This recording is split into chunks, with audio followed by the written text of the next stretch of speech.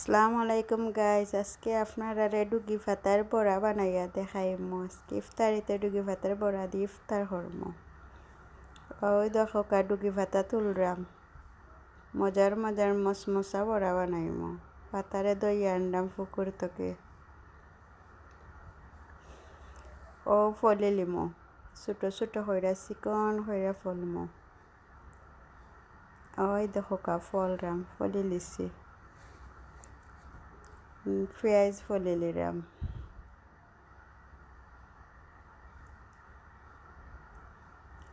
ও কাঁচামরিচও ফলে নিলাম।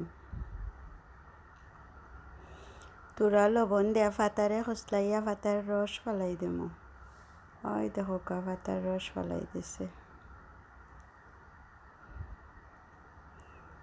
ফাতার গন্ধটা যাইব কি,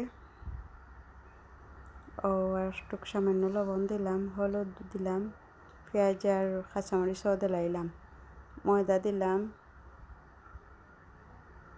বেসন দিলাম, এখন আর দি তোরা পানি দেয়া মাখাইলাম। ও দেখো আমি তোরা পানি দিছি, তা মাখাইয়া ও লাড়ির মাঝে তেল দিলাইলাম, ছোটো ছোটো গোল গোল হরি বড়া কুচিন দিলাইমু, তেলের মাঝে বাজিলিমু।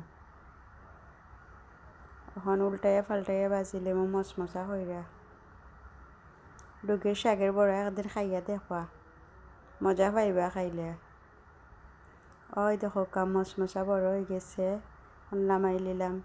কত সুন্দর উড়ুড়া হইয়া হয়েছে, খাইতে ভালোই লাগে। আপনারাও খাইবা।